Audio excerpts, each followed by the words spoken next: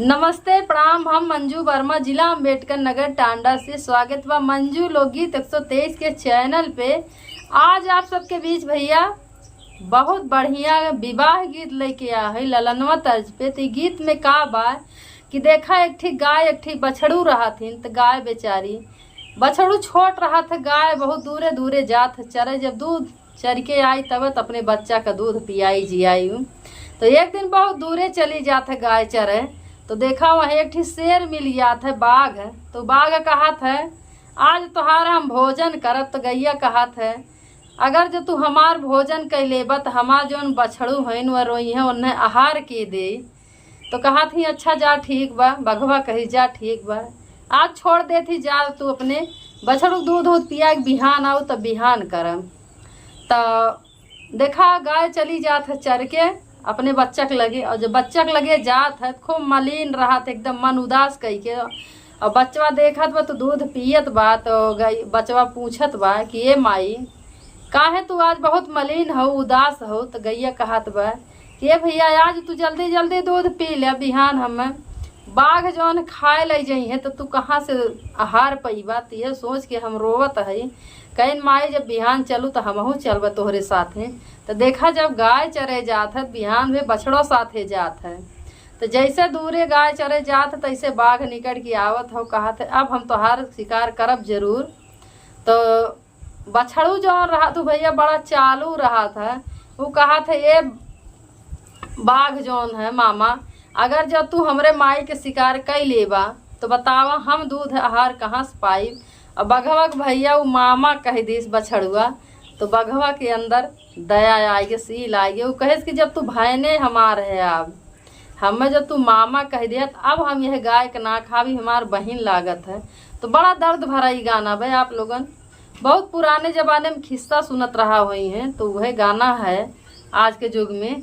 तो आप लोग सुनिए और पूरा गाना सुनिए तब ही समझ में आई। अच्छा लगी वीडियो शेयर करी है, लाइक करी है, कमेंट में बताइए है गीत कैसन बहुत ज़्यादा से ज़्यादा मंजू लोकगीत 123 की वीडियो का शेयर करी है।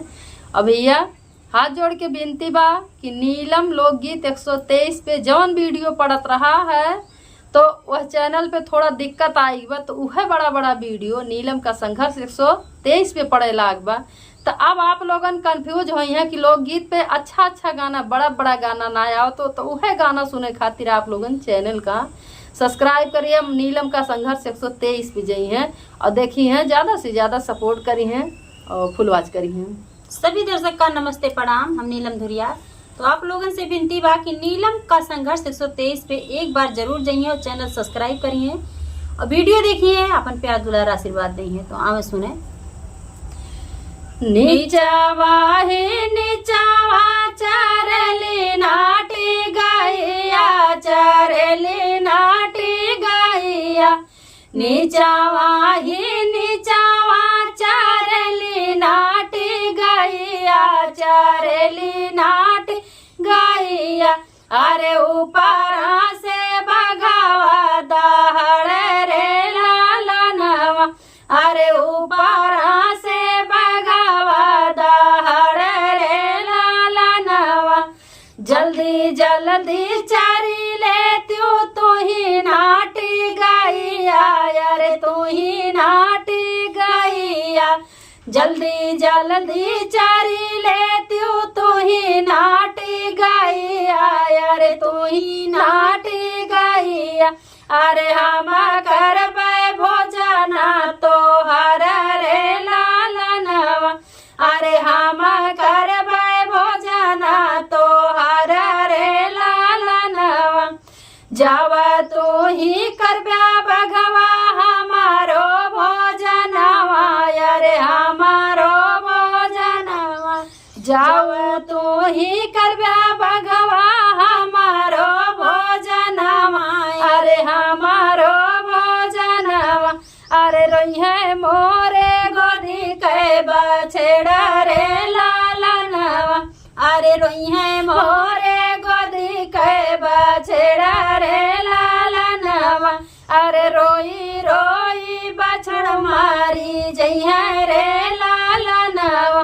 अरे रोई रोई बछड़ू मारी जइहे रे लालनवा। जावा तोहरे गैया गैया बाट बाछड़ुआ अरे बाट बाछड़ुआ जावा तोहरे गोदी गैया बाट बाछड़ुआ अरे बाट बाछड़ुआ अरे दूधवा पियाई फिरी आयु रे लालनवा अरे दूधवा पियाई फिरी आयु रे लालनवा। एक दिन देखा गाय गए अपन बच्चा छोड़ के चरे नीचे नीचे गाय चरा तो ऊपर से भैया बाघ दहाड़त बा कहत बा हम तोहार भोजन आज करब। गाय कहत बा अगर जो तू बाघ है हमार भोजन आज कर लेबा तो हमार बच्चा बछड़ू जौन है रोई है कहाँ आहार पाई है कैसे दूध पाई है। तो देखा वो कहते हैं जब तोहरे गोदी में लड़किया बा तो जा अच्छा तू दूध पिया का तब हम तोहार आहार करबे। तो देखा गाय जात बा अब अपने बच्चा के लगे कैसे एक बाना गाइले दूसरे बाना गाइली दूसरे बाना गाइली एक बाना गाइली दूसरे बाना गाइली दूसरे बाना गाइली अरे तीसरे बाना बछड़ू जे रोवे रे लालनवा अरे तीसरे बाना बछड़ू जे रोवे रे लालनवा सीनावा लगाए गैया अपने बछड़ुआ का अपने बछड़ुआ का सीनावा लगावे गैया अपने बछड़ुआ का अपने बछड़ुआ का रोई रोई दूधवा पियावे रे लालनवा अरे रोई रोई दूधवा पियावे रे लालनवा अरे गैया के छुए लागे आंसू रे लालनवा अरे गैया के छुए लागे आंसू रे लालनवा काहे तोहरो माया हो मनवा मालिना भाई मनवा मालिना भाई काहे तोहरो माई हो मनवा मालिना भाई मनवा मालिना भाई काहे है काचुआई तोहरे आंसू रे लालनवा अरे काहे काचुआई तोहरे आंसू रे लालनवा अरे आजू हो बाई तोहारो से दूरी रे लालनवा अरे आजू हो बाई तोहारो से दूर रे लालनवा। देखा गैया गए अपने बच्चा का दूध पियावे और रोवत बा बछवा पूछत बा कि ये माई तू काहे आज उदास लागत हो इतना रोज इतना खुश रहत रहो जब तू चर के आवत रहो आज काहे तोहार मन इतना मलिन बा काहे उदास हो। तो गैया बतावत बा रो रो कि भैया आज तू दूध पी ले बिहान बाघ हमार भोजन कैले हैं और हम आए न पाई एक नाते हम रोवत है तू कहाँ हम पैबा बिहान तो से हम दूर हो जा। तो देखा बघवा जौन है का कहत अपनी माई से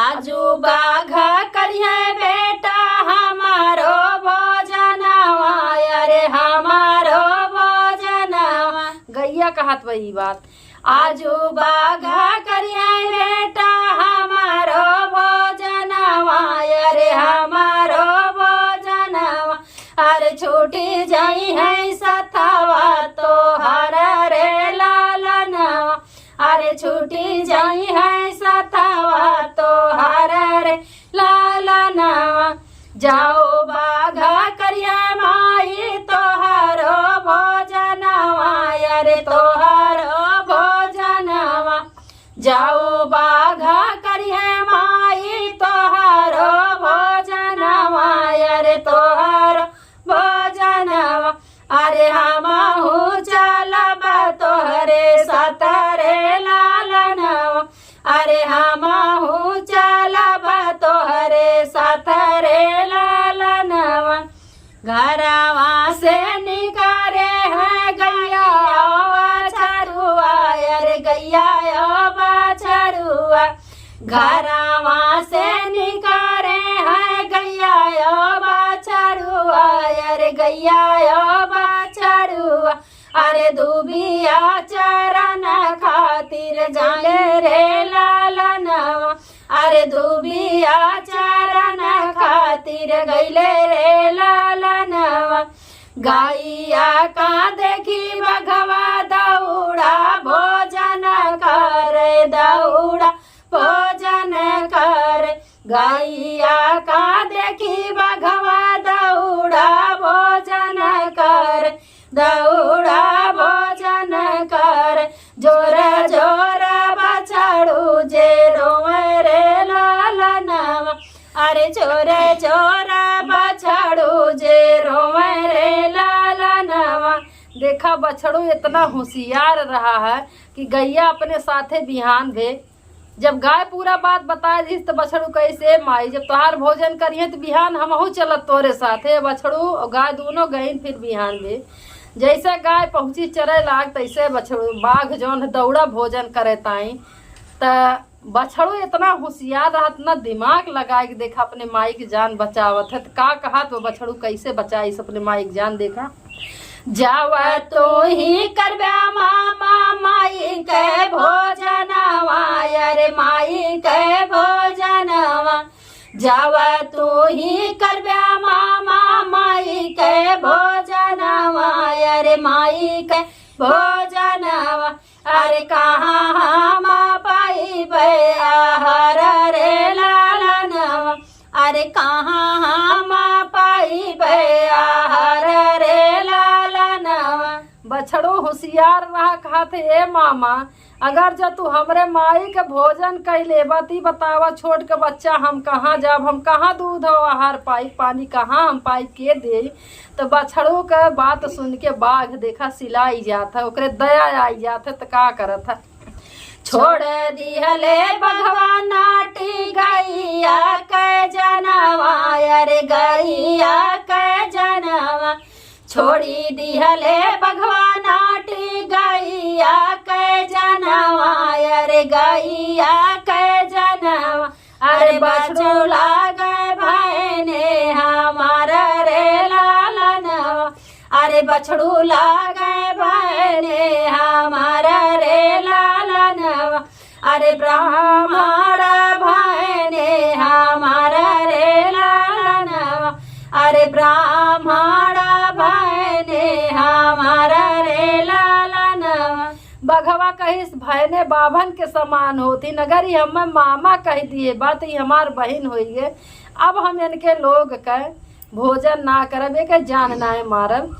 तो आगे सुना छोड़ी दिहले बघवा गैया बहिनी के जनवा अरे बहिनी के जनवा छोड़ी दिहले बघवा गैया बहिनी के जनवा अरे बहिनी के जनवा अरे ब्राह्मण बछड़ू हमार रे लालनवा अरे ब्राह्मण बछड़ू भाईने हमार रे लालनवा जाई के चरा गैया बहनी ओही खेतवा बहनी ओही खेतवा में जाई के चरा गैया बहनी ओही खेतवा में बहनी ओही खेतवा में हरिहर दुबका चनार रे लालनवा अरे हरिहर